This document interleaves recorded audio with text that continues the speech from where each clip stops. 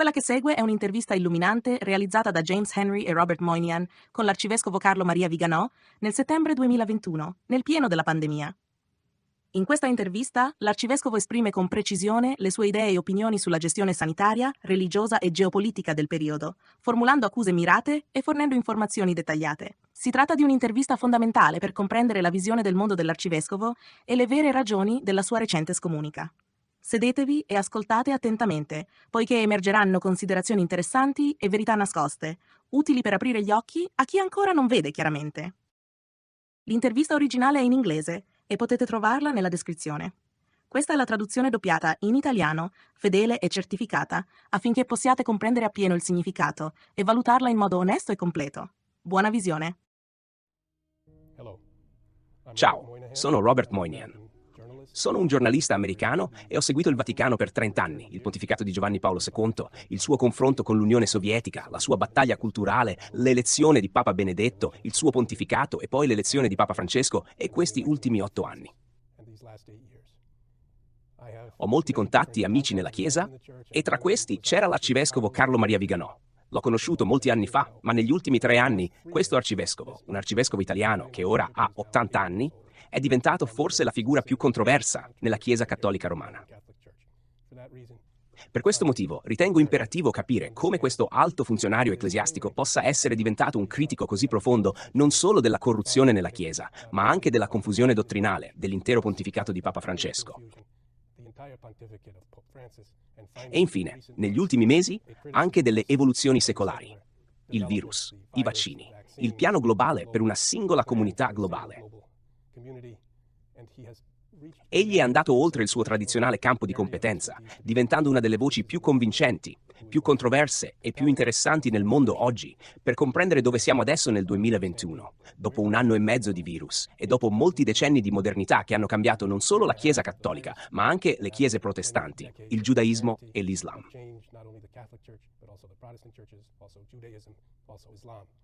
Quindi abbiamo ora un'intervista a tutto campo con questo arcivescovo italiano molto controverso e molto interessante, Carlo Maria Viganò. Prima domanda. Arcivescovo Viganò, è molto bello rivederla e siamo molto lieti che abbia accettato di rispondere alle nostre domande. La grande questione ha 2 parti. Riguarda il mondo e riguarda la Chiesa. Stiamo assistendo a una pandemia globale e a un movimento globale verso un nuovo ordine mondiale. E stiamo anche osservando una Chiesa in confusione, in divisione e preoccupata per come reagisce a questo nuovo ordine mondiale, se stia rompendo con la sua tradizione o mantenendola. Lei ha commenti e approfondimenti su entrambe queste questioni, la pandemia attuale e la crisi attuale nella Chiesa cattolica romana. Quindi questa è la prima domanda. Eccellenza, la pandemia e la crisi della Chiesa sotto il pontificato di Francesco sono motivo di grande apprensione per molti fedeli. Come giudica la situazione presente? Mi pare ormai evidente che ci troviamo dinanzi ad un assedio sia sul fronte sociale sia su quello religioso. La cosiddetta emergenza pandemica è utilizzata come un inganno pretestuoso per imporre la vaccinazione e il Green Pass in molti stati del mondo, e questo avviene in modo simultaneo e coordinato.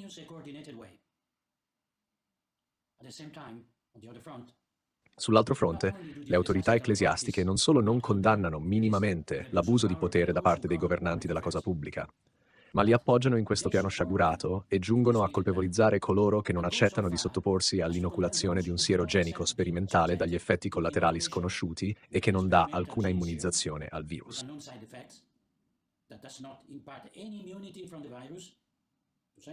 Senza parlare delle implicazioni morali relative alla presenza di materiale genetico derivante da feti abortivi, che per un cattolico costituiscono un motivo più che sufficiente per rifiutarlo.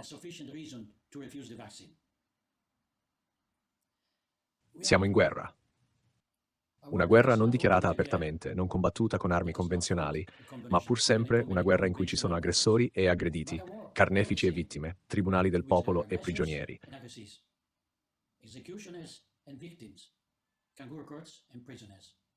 In cui si usa la violenza in forme apparentemente legali per conculcare i diritti dei cittadini e dei credenti.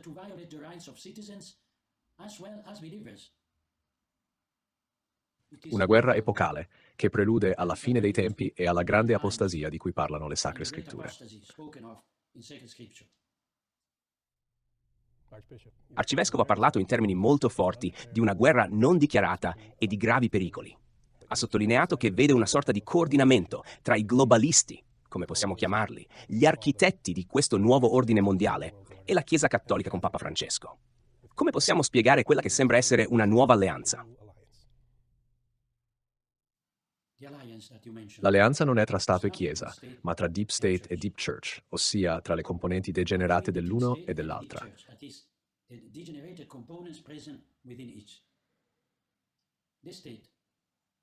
Lo Stato ha come scopo il bonum comune, nel rispetto della legge naturale e della legge divina e positiva.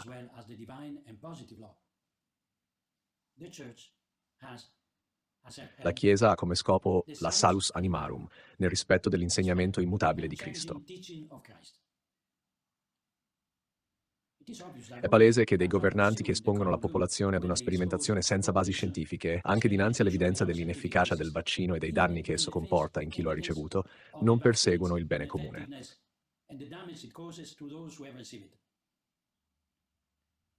Ed è altrettanto palese che la gerarchia ecclesiastica, nella misura in cui si presta a sostenere questa strage pianificata a livello mondiale, è complice di un crimine contro l'umanità ed ancor più di un peccato gravissimo contro Dio.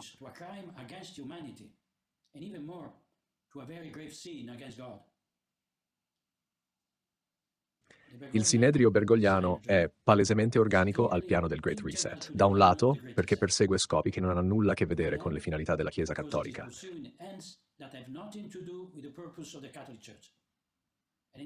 Dall'altro, perché spera che la sua complicità possa portargli qualche vantaggio politico ed economico in vista di nuovi assetti. Questa criminale complicità è sotto gli occhi di tutti ed è ulteriormente provata dall'ossessiva campagna vaccinale di Bergoglio, il quale mediante un ricatto morale vuole imporre a tutti l'inoculazione del siero genico sperimentale.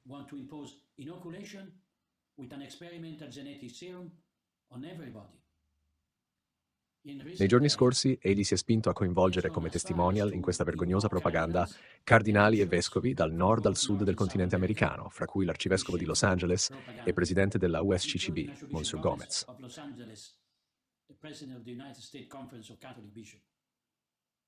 Anche su di essi incombe la gravissima responsabilità di un crimine contro l'umanità. Tale scandaloso asservimento dei presuli all'infernale agenda globalista è superato solo dai recenti sproloqui ereticali dello stesso Bergoglio.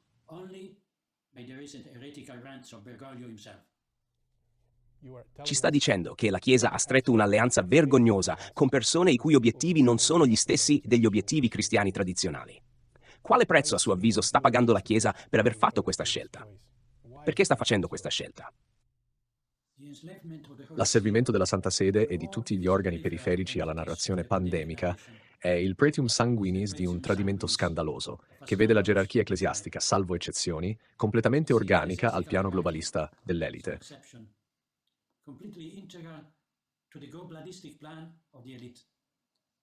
E non solo sulla questione sanitaria, ma anche e soprattutto per quello che concerne il Great Reset e l'intero impianto ideologico sul quale esso si basa.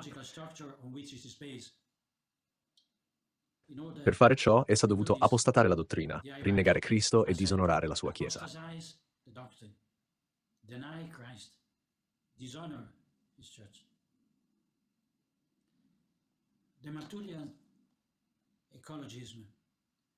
L'ecologismo maltusiano, l'ecumenismo irenista, che prelude alla costituzione della religione universale, la quarta rivoluzione teorizzata da Klaus Schwab e dalle famiglie della finanza internazionale, trovano in Bergoglio non uno spettatore neutrale, il che sarebbe già inaudito, ma addirittura uno zelante cooperatore che abusa della propria autorità morale per appoggiare a destra il progetto di dissoluzione della società tradizionale,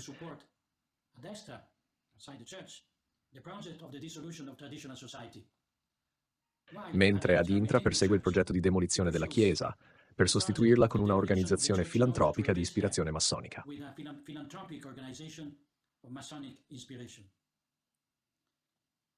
Ed è scandaloso, oltre che fonte di grande dolore, vedere che dinanzi a questo scempio spietato e crudele la maggior parte dei vescovi tace, anzi si allinea obbediente per pavidità, per interesse o per accecamento ideologico.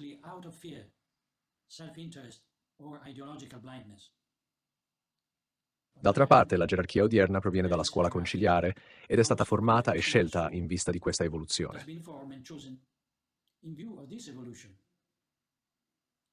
Oltre all'episcopato, tutti gli ordini religiosi, le università e gli istituti cattolici sono stati occupati da quinte colonne sin dal Concilio, che hanno formato generazioni di chierici, politici, intellettuali, imprenditori, banchieri, professori e giornalisti, indottrinandoli all'ideologia progressista.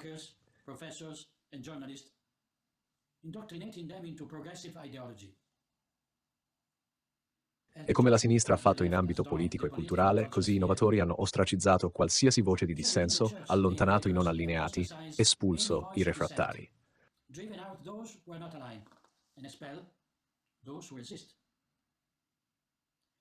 La persecuzione a cui assistiamo oggi non è diversa da quella dei decenni passati. È solo stata estesa alle masse, mentre in precedenza si focalizzava sui singoli e sulla classe dirigente. E questo vale tanto per il mondo civile quanto per quello ecclesiastico. A conferma del pactum sceleris tra Deep State e Deep Church. Mi pare che in questa congiura il ruolo dei Gesuiti sia stato determinante, e non è un caso se per la prima volta nella storia sul Soglio di Pietro si sia seduto un religioso della Compagnia di Gesù, in violazione alla regola stabilita da Sant'Ignazio di Loyola.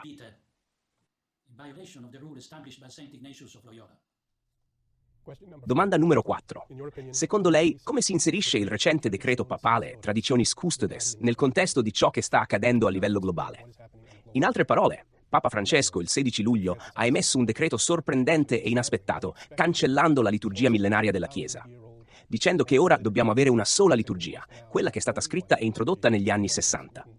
Molti cattolici sono rimasti sconvolti perché hanno un profondo legame con la vecchia liturgia. Lei crede che ci sia una connessione tra questa decisione di Papa Francesco e la preparazione della Chiesa ad allearsi con questo nuovo ordine globale nel Great Reset? Può spiegare come le preghiere nella Chiesa siano collegate al Great Reset?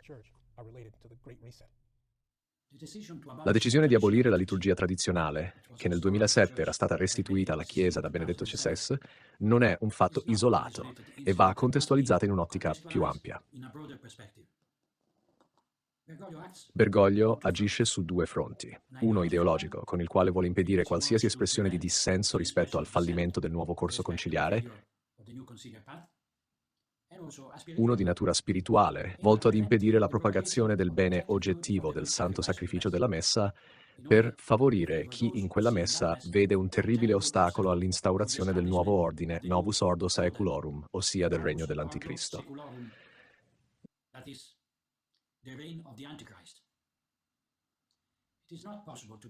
Non è possibile credere che Bergoglio non abbia ben chiare le conseguenze derivanti dalla sua decisione, o che non si renda conto che privare la Chiesa della messa apostolica rappresenti un assist ai nemici di Cristo e al demonio stesso.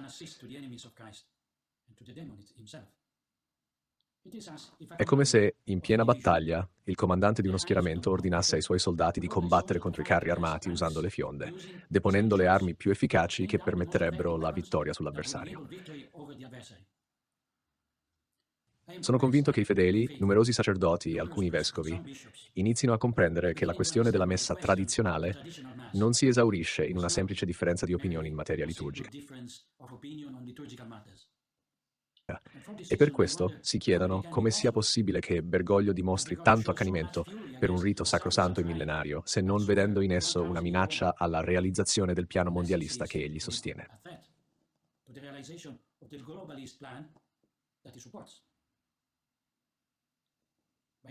Per grazia di Dio, le sorti della Chiesa non sono nelle mani dell'argentino, sulle cui spoglie si stanno già muovendo gli avvoltoi vaticani.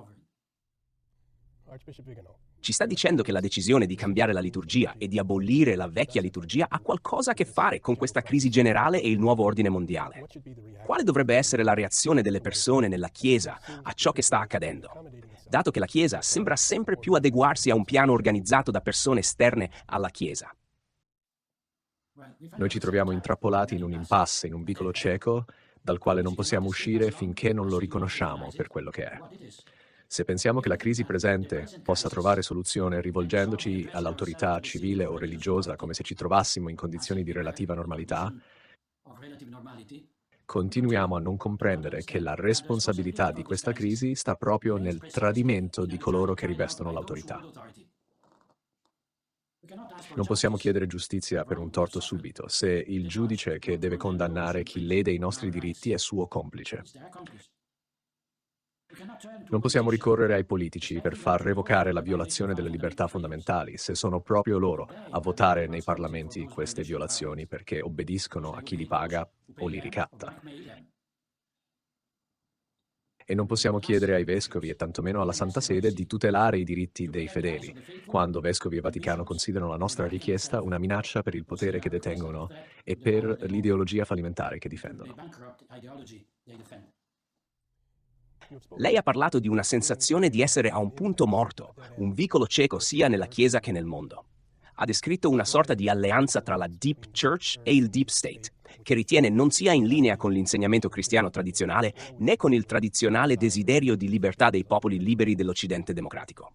Ma se sta predicando questo punto morto o vicolo cieco, cosa sta suggerendo alle persone? Sta suggerendo qualche tipo di disobbedienza o qualche tipo di ribellione?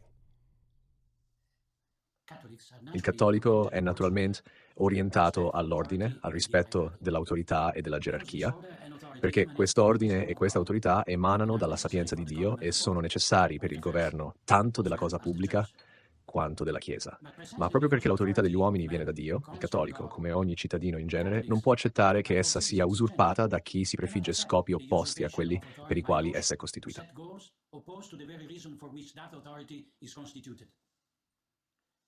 Il Signore ha posto a capo della Chiesa il successore del principe degli Apostoli, designandolo come proprio vicario, perché pasca le pecore che egli gli ha affidato, non perché le disperda, altrimenti avrebbe scelto Giuda e non San Pietro.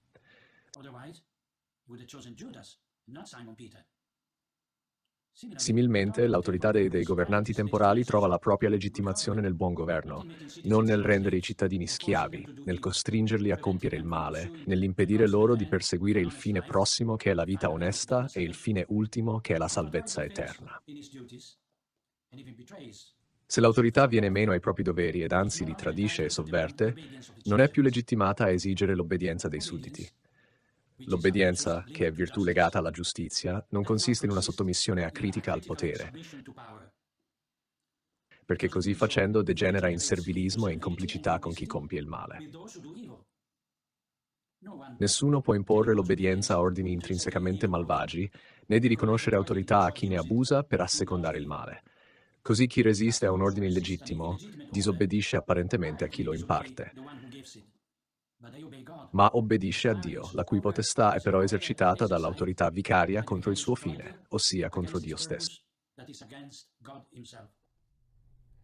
Eccellenza, ha parlato della distinzione tra autorità legittima e autorità illegittima, tra comandi legittimi che dovremmo obbedire e comandi illegittimi che non dovremmo obbedire e dovremmo resistere. Ma come possiamo distinguere tra di essi? Non è vero che San Paolo nella sua lettera ai Romani ha parlato molto chiaramente della necessità per i cristiani di obbedire alle autorità costituite? Cosa ne pensa? San Paolo era cittadino romano e in quanto tale aveva dinanzi a sé l'esempio di un potere regolato da leggi che hanno poi costituito le basi del diritto degli Stati occidentali e che sono state fatte proprie anche dalla Chiesa.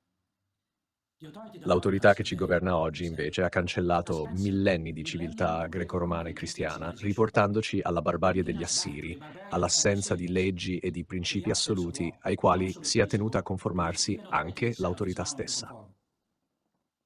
Chi detiene il potere si presenta come rappresentante del popolo, ma di fatto agisce contro il popolo, senza alcun vincolo, senza limiti né dall'alto, visto che ha cancellato l'origine divina del potere dei governanti, né dal basso, visto che non consente ai cittadini di eleggere i propri rappresentanti se non quando è certo di poter manipolare il voto a proprio vantaggio.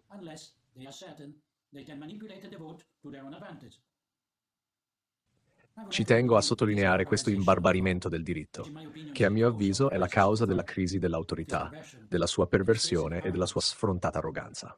Questi tiranni, asserragliati nei loro palazzi custoditi da guardie armate, si comportano come Sennacherib, deificando in se stessi l'autorità, in un delirio di onnipotenza garantito loro dalla disponibilità di mezzi finanziari, politici e mediatici. E ciò che lascia sconcertati è che le masse si lascino tiranneggiare, proprio in un'epoca che ha fatto della rivoluzione uno dei temi chiave della modernità, al punto da introdurne i principi sin nel sacro recinto con il Vaticano Cud.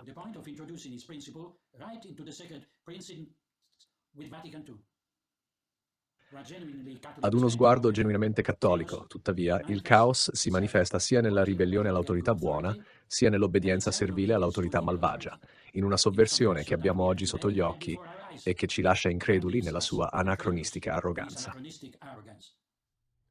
Quindi, quello che stai realmente dicendo è che possono esistere due tipi di caos. Uno è una forma di sottomissione servile a comandi illegittimi e l'altro sarebbe una forma di disobbedienza da rinnegato a comandi legittimi.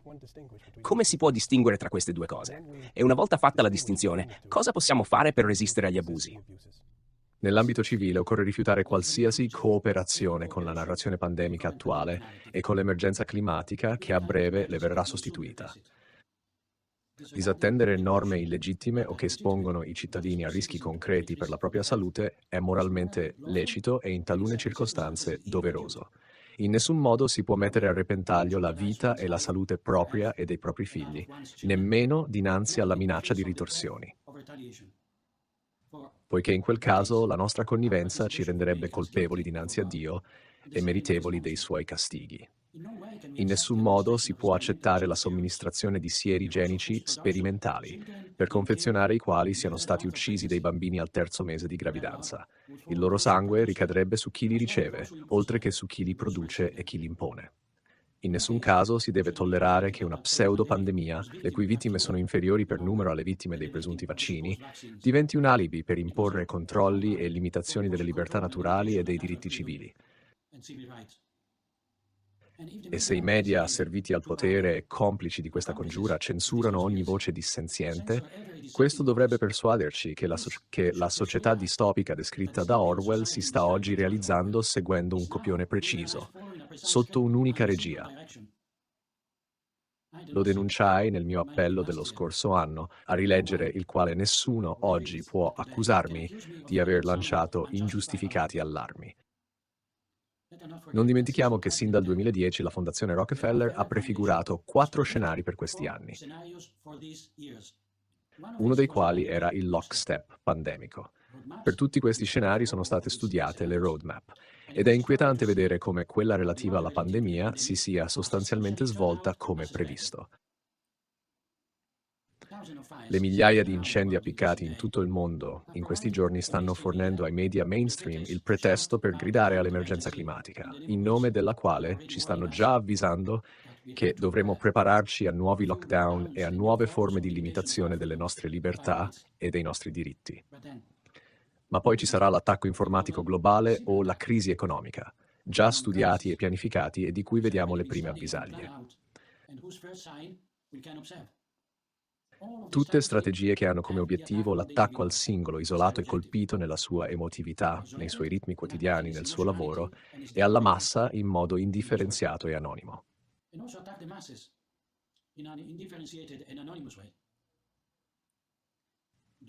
I dissenzienti, ossia coloro che non accettano di essere trasformati in cavie e di vedere decimata la popolazione mondiale, trasformandola in una massa di malati cronici, devono comprendere che la disobbedienza è necessaria, come e più di quanto non lo fosse al tempo di altre dittature del secolo scorso.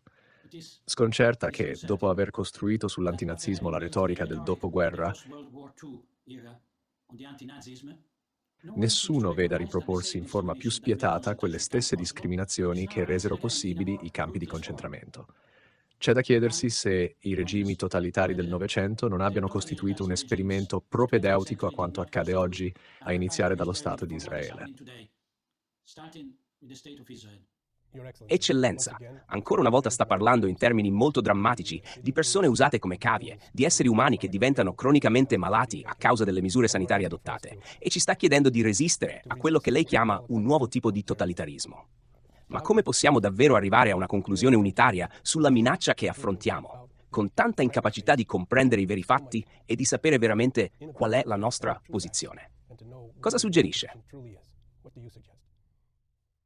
Credo che sia importante far aprire gli occhi alle persone, mostrando loro l'inganno dinanzi al quale ci troviamo. Un inganno che si basa su false premesse create ad arte ed imposte in modo dogmatico, per legittimare false soluzioni già pianificate e implementate. La pandemia doveva servire per imporre un controllo sociale che in normali condizioni sarebbe stato rifiutato con sdegno dalle masse, ma che grazie al terrorismo mediatico e alla complicità di medici, politici, magistrati e forze dell'ordine ha potuto essere introdotto in molti stati e nelle stesse istituzioni ecclesiastiche. A Santa Marta non si può mangiare alla mensa senza Green Pass e in molte scuole e università cattoliche il vaccino è richiesto a tutto il personale e agli studenti.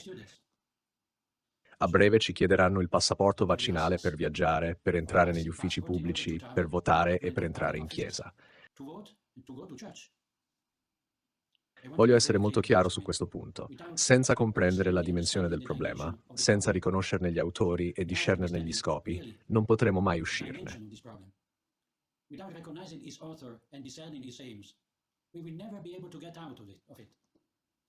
Perché il Signore, per venire in nostro aiuto, vuole che riconosciamo il male che ci opprime, che capiamo quali ne sono le cause, per poi potergli chiedere perdono e fare penitenza.